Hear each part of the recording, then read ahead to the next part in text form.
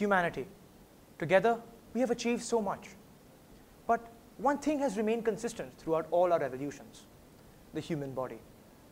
The slaves that built the pyramids, the crusaders that fought in the holy wars, and the astronauts who took their first steps on the moon all had the same human body. And with it, they shared its physical and mental limitations. Let's face it, ladies and gentlemen, the human body is in dire need of an upgrade. It's not changed in any significant way in the past thousands of years. Improved healthcare and nutrition can only take us so far before we reach the peak of what our physical and mental body and mind can achieve. But humans are not quitters. When nature doesn't provide us the key to our transcendence, we will use science to engineer it. The same question drives us now that has driven us for millennia. Can we do more? To answer that question, let's take a look at a new field of science called transhumanism. What is transhumanism.org defines transhumanism as a movement that aims to transform the human condition by developing and making widely available sophisticated technologies that can enhance human physiology and intellect. The first question that might strike the minds of many people is, why is this necessary? To answer that, let's take a look back at 2011, where expert Harvey Finberg gave a TED Talk on this very topic. He called it New Evolution, and I call it transhumanism. Dr. Finberg explained that evolution as a process only favors survivability. It does not look for the strongest, fastest, or even smartest organism, only the one that is able to best survive in its immediate environment. And thus, evolution only picks those which can pass on their genes, not those that are the best. Today, humans no longer face adversity from our immediate environment.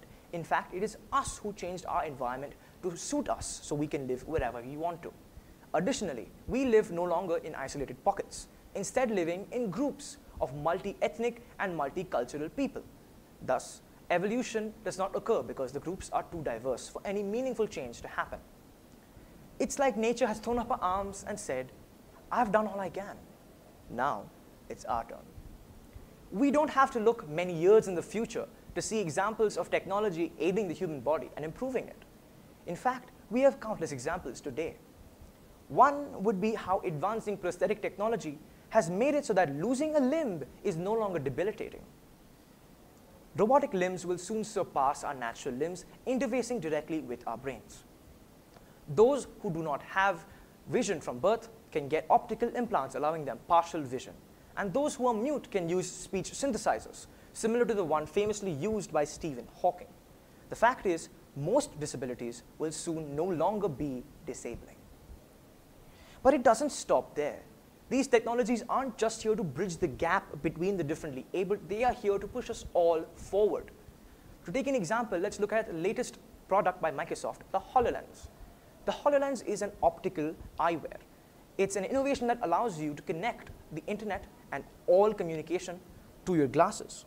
Now you can directly link a computer to your brains and make a seamless blend of augmented reality into your heads-up display, a concept that makes science fiction sound real.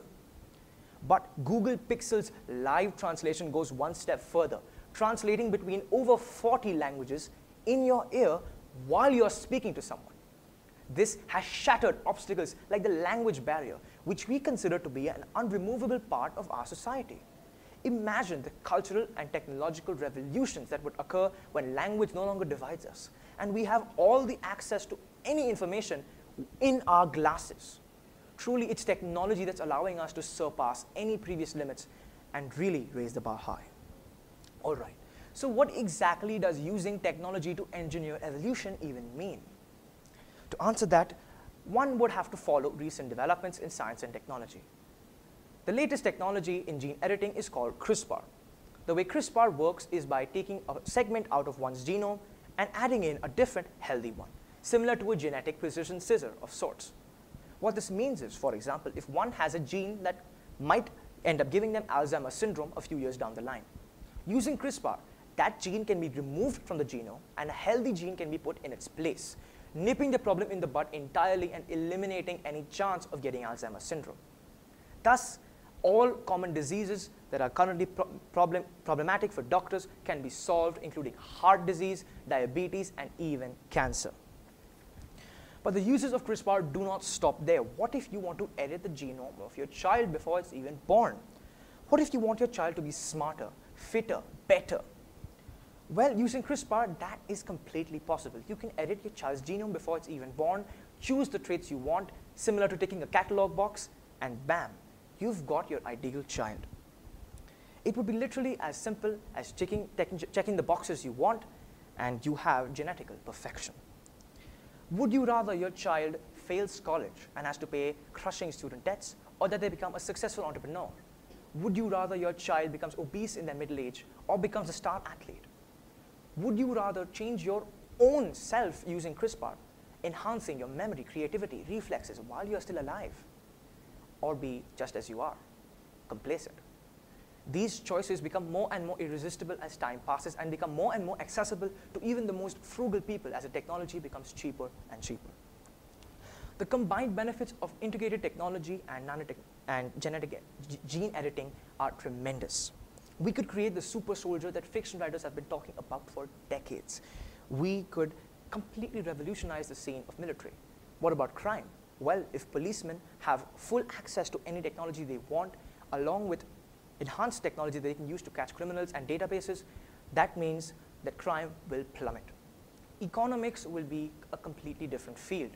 Large corporations will give subsidized rates to their employees to get such technology and increase their productivity and revenue tenfold. Small businesses will also get a massive boom because the same few people can get a lot more work done. What about medicine?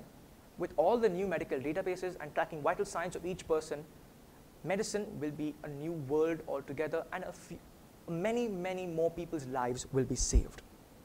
Physical labor would also become much more efficient with enhanced human beings, making developing countries a massive opening for corporations to go and set up industry and creating an industrial revolution that would revolutionize the entire world and create a new era of economic equality. Now, transhumanism isn't just about better technology. It's about improving humanity as a whole. Each new innovation brings us closer to the apex of our species, the omega, the ultimate. Everything I've spoken about today can be achieved within the next 100 years. The question arises, what happens in the next 1,000 years? What happens in the next 10,000 years? What about the next 1 million years? The future is truly limitless. This might sound like fantasy right now, but each great idea starts sounding like a fantasy. 150 years ago, airplanes sounded like a fantasy. 100 years ago, computers sounded like a fantasy. And today, this idea sounds like a fantasy. But each idea that sounds like a fantasy becomes one day a change for the entire world. An idea like this one, an idea worth spreading. Thank you.